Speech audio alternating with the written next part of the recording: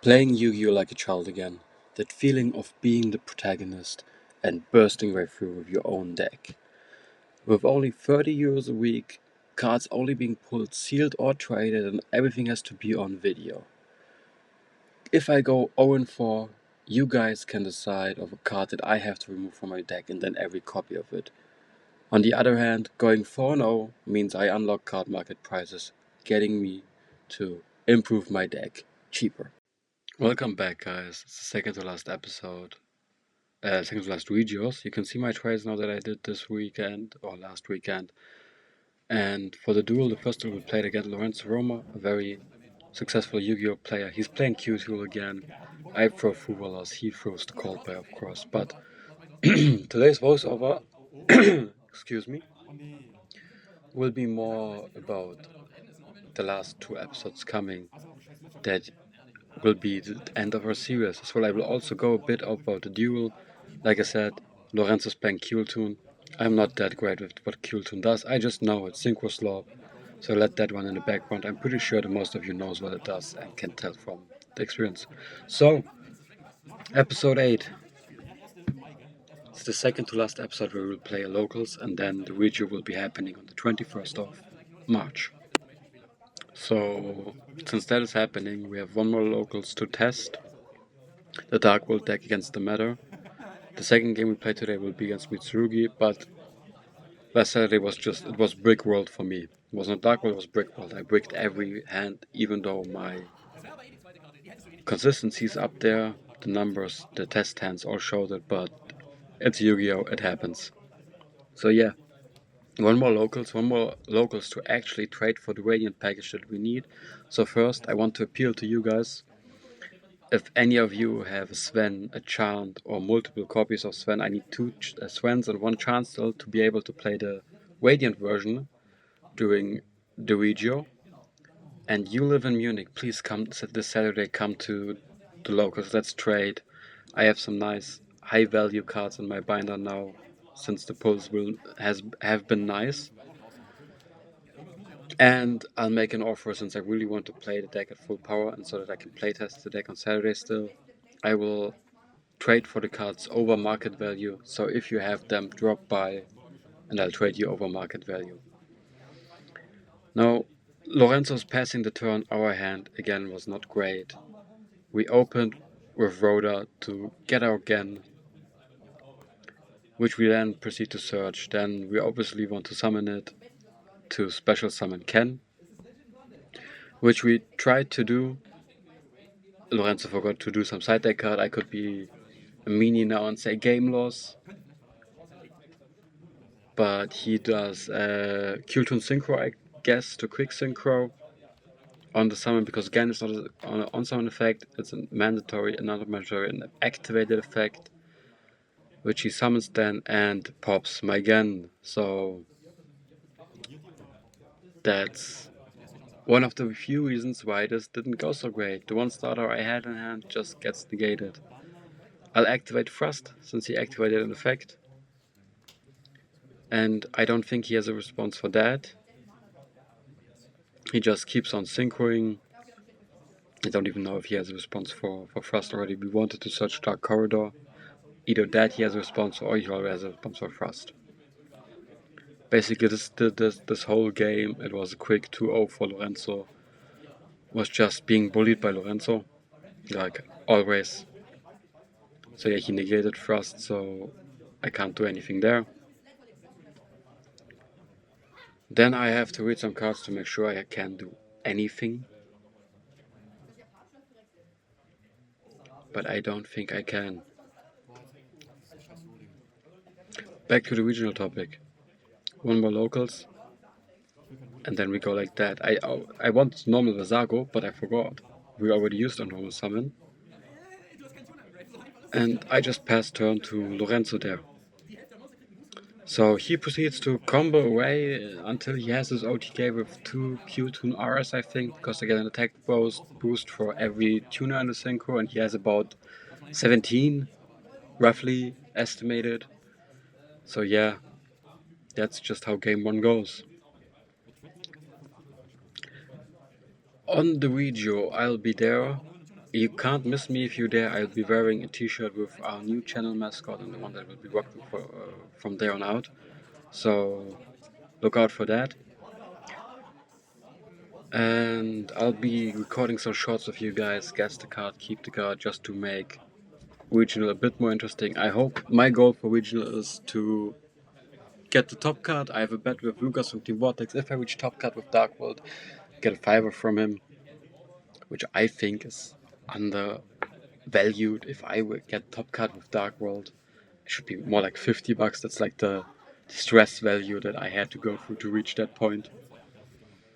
But yeah, next week will also be the last deck update, binder update.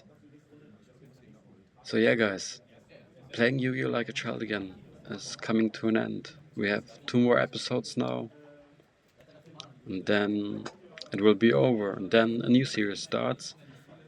I can give you a little sneak. It will be the Road to Nationals, and as a little teaser to what I'll be playing at Nationals, a lot of people will be catching hands at Nationals. So yeah, look forward to that. And after regionals, nationals, I have a cool idea for the next series. It will be kind of a sealed only series again, but with a little twist, and I really look forward to that.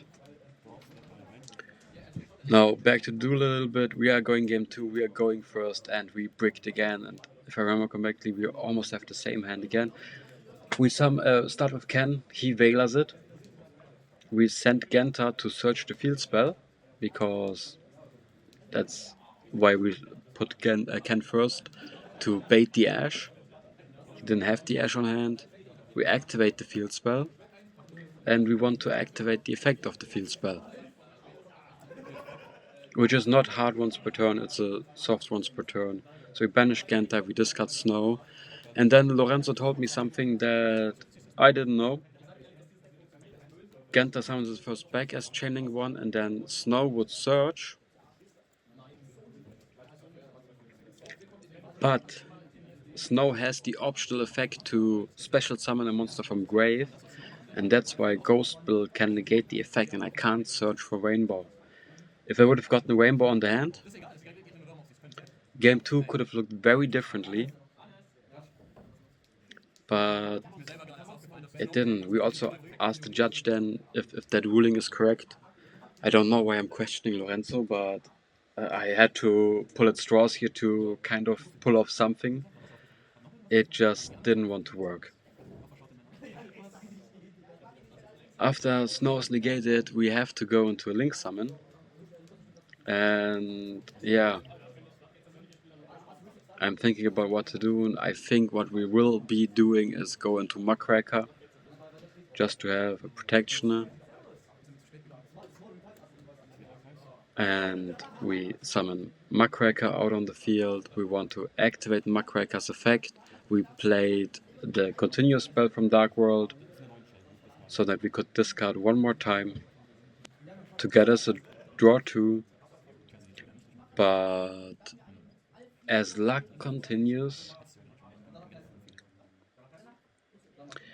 Lorenzo has not a hand trap in hand. One that's not once per turn.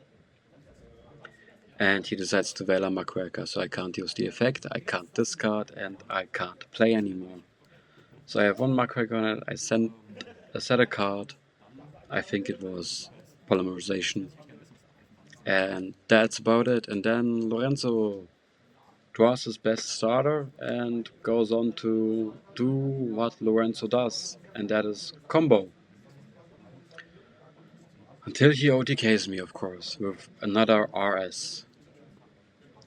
So yeah, the games were really fun against Lorenzo. They always are a blast. They are to enjoy, especially since I'm not playing anything, or since I started playing Yu-Gi-Oh! Again.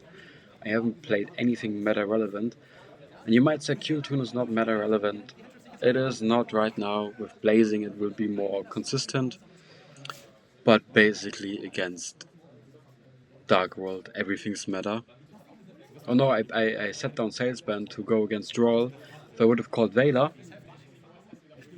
this would have probably looked a whole lot different, but I was too focused on Droll because I'm really scared of Droll with Dark World. Because Droll just ruins everything. But now I know enough hand traps also ruins Dark World. He looks at my top decks. Both Kuribos are on top. He banishes one. He lets me draw one. And we go from there, and nothing really changes. He just proceeds to combo off and go for the OTK, and that is the game with Lorenzo. Since Lorenzo just proceeds to combo off until he has the OTK, now I'll talk a bit more about my plan for regional. Like I said, my goal is to get into top cut and get a feature match, because we have Necomanic King in the deck, and if we achieve a feature match and we, by the slimmest margin of percentile that there exists, manage to Necomanic King someone on stream, I think the channel would very much flourish from that. Other than that, I just look forward to meeting more of you guys, maybe chat up a few of you guys, and maybe get one or more subscribers, because we're at 48 now. We're still so close to 50, and I would appreciate it so much if we could reach 50 subscribers before the regional. And I already said it in one of my other videos, or I posted in the concept of one of my other videos. At 100 subscribers, we'll do a little subscriber giveaway. At 100 subscribers, I'll also open a Discord, which will have a trading channel on it where you guys can trade. You don't have to be in Munich, you don't have to be in Germany. We all are adults, most of us. We can all send via mail, so that should be possible. I just want to further emphasize the trading aspect of trading card games. Now, we just looked what else was happening there. We decided I talked a bit more with Lorenzo, and then we went into the next game. By now, we're currently standing 1-1. We won the first game against Branded, but since I want to keep the videos under 30 minutes and I'm not that good at cutting yet, I left the first game out, because it was against a fairly new player with Branded. It was a quick 15-minute 2-0 for me, because I made a 7k clawless again, and my board was just too strong for a new player there. I tried to help him, but I kind of also don't want to go 0-4 right in front of regionals, and I also hope I don't go 0-4 next week, because that could really, really change up how regionals will play out. Because right now I have a pure deck list that can work, especially in the lower tables, and if the dice are on my side, then it is possible to reach top card. It will be stressful. I can't allow a single missed play during that time, but I very much look forward to it. Now, if I don't manage to get the top cut, since I already mentioned about the bet with Lucas from Team Vortex, if I don't manage to do it, he gets a fiver from me. So, not even money is on the line. Other than that, I play side events on the regional just to get some more goodies, maybe even for the giveaway. I already have a rough idea what I will do for the giveaway. Of course, it also depends on when we reach 100 subscribers. It could be that we reach it when Rarity 5 is out. Who knows what the giveaway will be then. And yeah, another point that I wanted to make, the legendary modern decks that I wanted to buy have been postponed in Europe till the 23rd of April, if I'm correct. So I can't buy those this week, or buy one of those this week for the Dark World deck, for the sealed only. So I have no idea what to go for the last week of upgrades, since I kind of don't trust DHL in Germany, that if I order another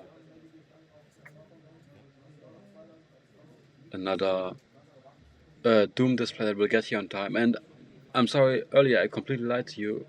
We're not playing against Mitsurugi, we're playing against the Brandon player, because I had to have one good moment during the deck, and our win. So he starts with Lubellion, I think, to search himself a card, send a card to graveyard. He does send Branded Fusion. I'll be honest, I'm not a big fan of Branded. When I started playing Yu-Gi-Oh, I got toppled by Branded so much that I kind of hate it now. So I don't know a lot of things that it does. I just know Mirror Jade is scary.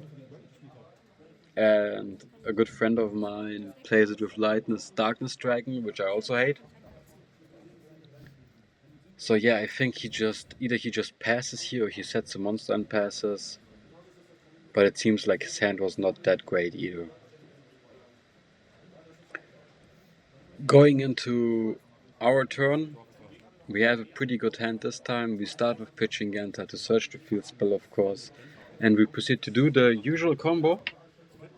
I think we get one hand rip out of it.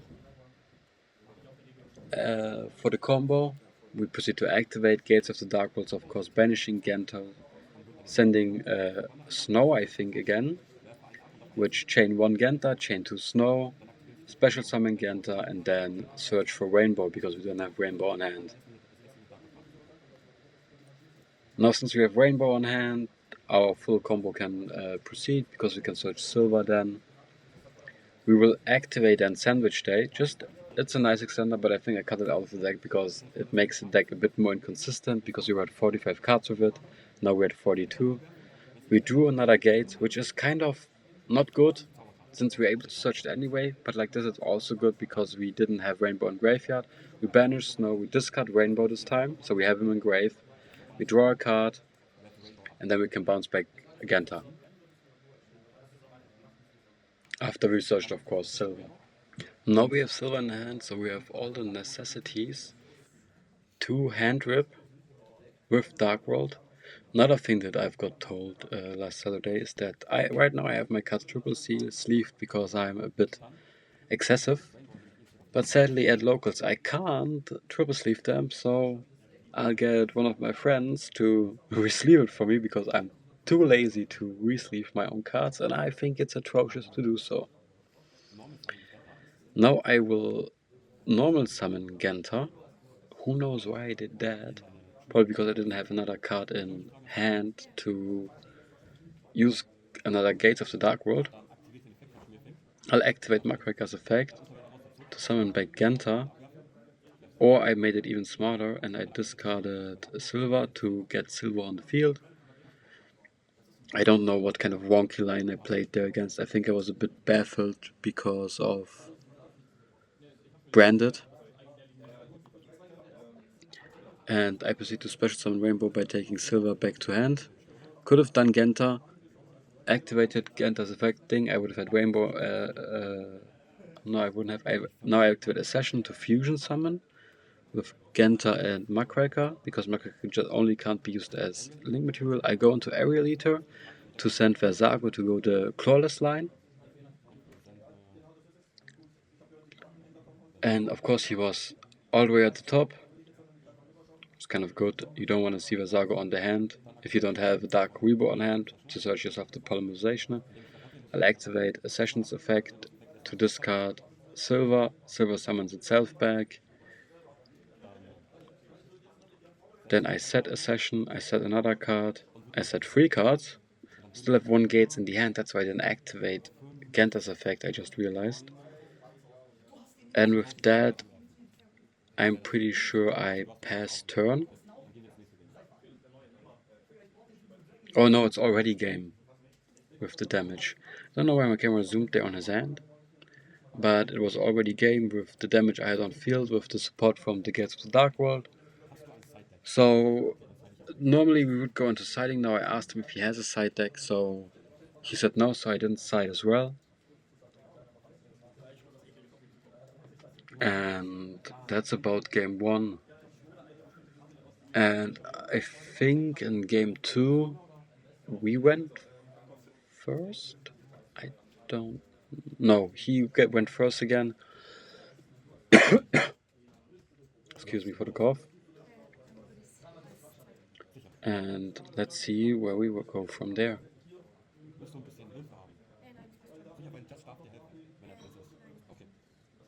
After having our 5 cards in hand, we look at our hand. We have another Gates in hand. I think we also have a Genta in hand.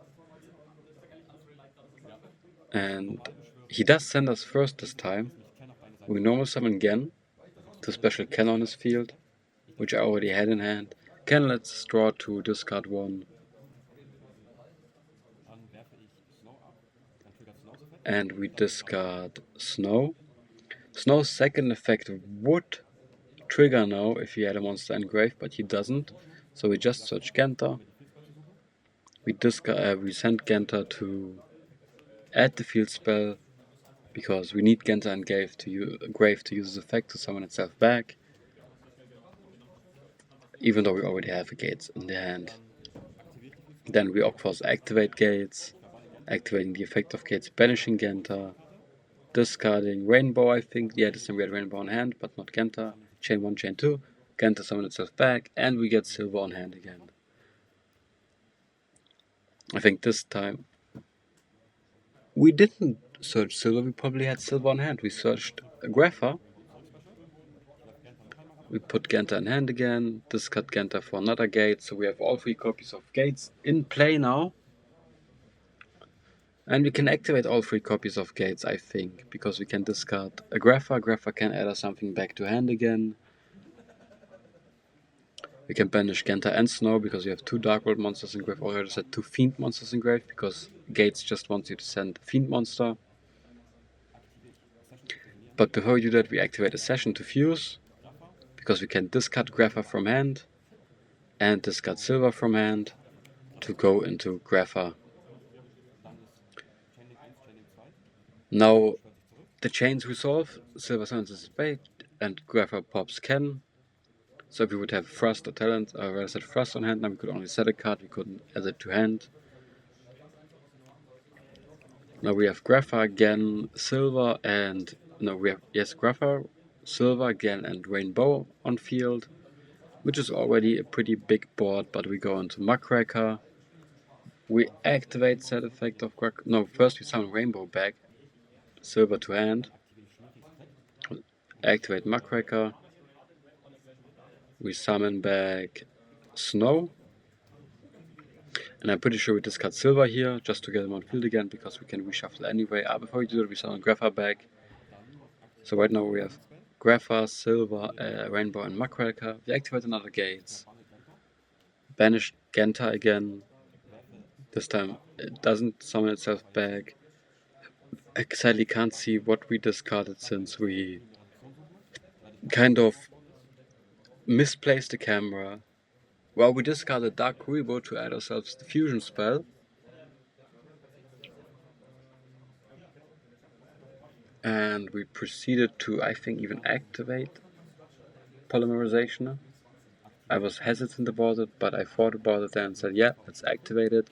We use Grapha and Muckraker. We go into another Aerial Eater, because what else would we go into? Aerial Eater's effect sends Versago again. Then he pushed the camera accidentally with his foot, which is okay. He's a young child. Mistakes happen, so nothing to worry about there. We have Versago on field. And then we add back a Session, because I didn't do that yet. So a Session gets added back to hand. We'll discard Silver, Silver summon itself back. We set a Session and we pass turn here, I think.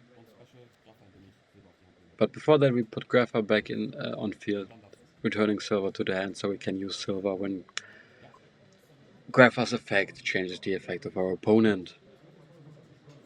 Which I kind of hesitant to do against a child, but we had to do it. Now he wanted to use a Bestial to banish a card from my field. I activated Grapha to change its effect to your opponent discards 1 card. I discard Silver, of course, changing the effect, and when the Silver gets discarded from the opponent's card effect, 2 of their hand cards gets put on the bottom of the deck, and Silver summons itself back. Now the ruling that I was confused about, Bestial stays on hand, but it's a once per turn activation, so he can't use it again. Now, if I see it correctly, he had a Veiler in hand that he didn't use at all. He could have interrupted me, but with that hand and that combo, I wouldn't have done a lot. But if I would have known that earlier, I would have probably told him to interrupt.